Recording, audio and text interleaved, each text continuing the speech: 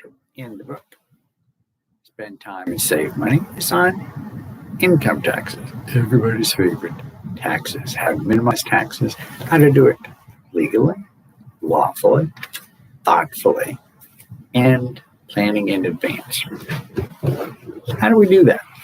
Well, first thing you want to do after you've cleaned off your messy desk, put your things in file order, sit down with a tax practitioner who, no kidding, specializes in tax planning, or a certified public accountant who works with some financial folks who do overall planning to plan in advance and how to reduce your taxes. Now, there are any number of kinds of investments that, no kidding, help people minimize their income tax. Now, the silliest joke and the saddest joke, and the one no one wants to participate in, is simply make less money. If you don't have any income, you don't have a tax problem. You have a lot of other problems, but not a tax problem. So one, you can minimize your income. I'm not recommending it, but you can minimize your income. You can also structure your income in such a way that it actually is favored by the tax code.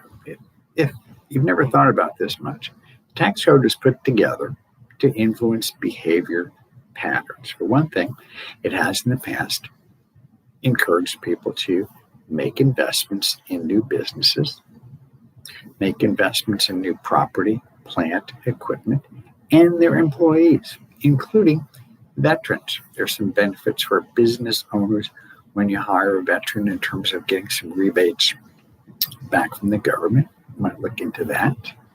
There are some benefits associated with when you write a book. You can write off the expense of producing the book and the postage associated with sending books out to people. No kidding.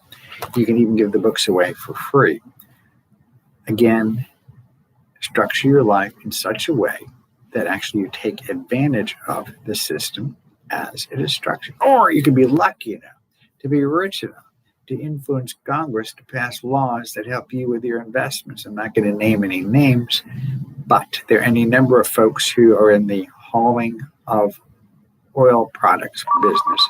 We're having a wonderful time thanks to pipelines no longer being there and the need to go ahead and ship gas and oil products through rail rather than pipelines.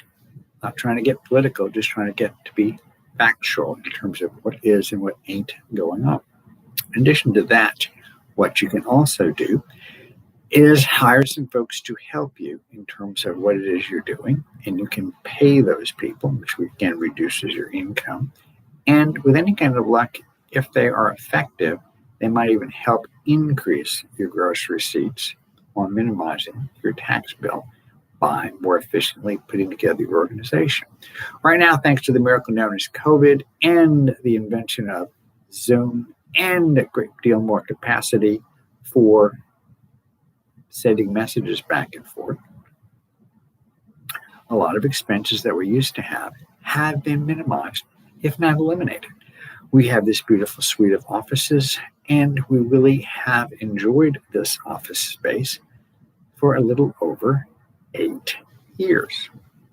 In another year, that space lease comes due, and oh, by the way, unless they make us a beyond description attractive deal for the space, we may well not renew this lease. We may completely reconfigure how we have space to see folks on a regular basis. More and more people have gotten so used to not seeing us in person that they seem to be clamoring, at least our clients, to see us just the way you're seeing us, that is remotely.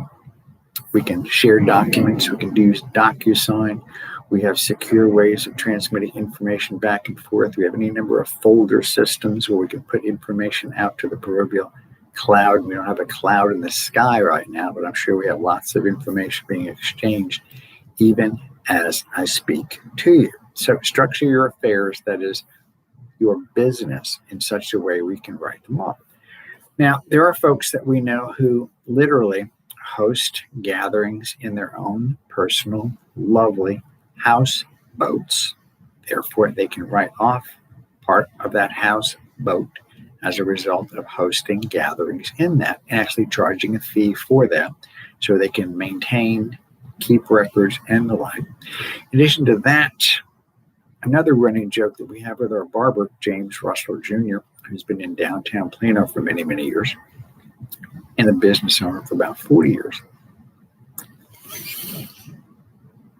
How does he keep his bucks? Because it's just James. Well, he runs everything through a particular bank account.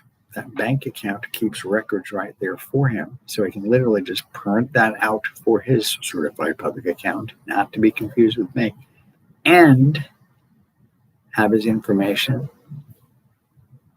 coded in such a way that a CPA can properly put it in proper classification to write it off for the expenses that he has legally and thoughtfully incurred, whether it's cleaning solutions, towels, cleaning solutions for the hair, cutting implements, getting things sharpened, replaced, and the like, not to mention the rent for the space. And hopefully someday, he'll have his own building, so he'll have some depreciation and other things to write that off over time as well.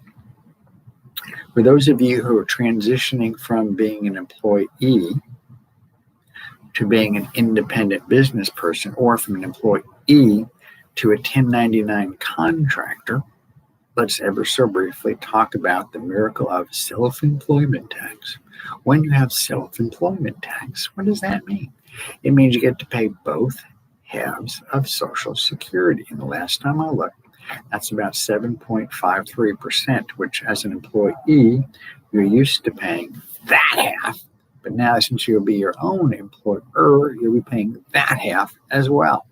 So it's double. It's about 15.6%. And there's a special tax form for that. I think it's the Schedule SE, as in Sam, Edward, or self-employed.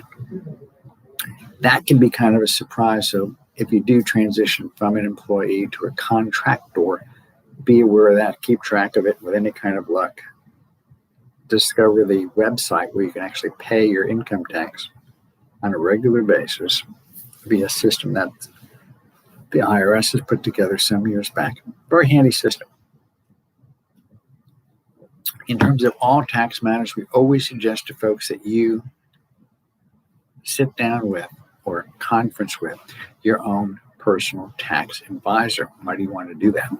One, if you have somebody in your corner, in your sphere of influence, in your team, who will actually sit down and consult with you, even if it's remotely, and give you some helpful hints in advance rather than arrears, it can be helpful in terms of how you structure your affairs. If you're an independent business person or a contractor, you want to be sure and be aware of the difference between commuting and actually traveling for business purposes. What is write-offable, if there is such a word, in terms of entertaining, meals and the like, and travel, and what is just your own personal stuff. Lastly, you'd like to go ahead and make sure that you have a nice quiet space in which to work so you can actually do your job on a regular basis. This is John Checky giving you some tax advice and suggesting: 1, structure your affairs to minimize your income tax; 2, be sure and consult with your own personal tax advisor; and 3, enjoy your day. It's the beginning of March. It's a beautiful time of year. Have fun. Be well. Look forward to seeing you sooner rather than later. Thank you.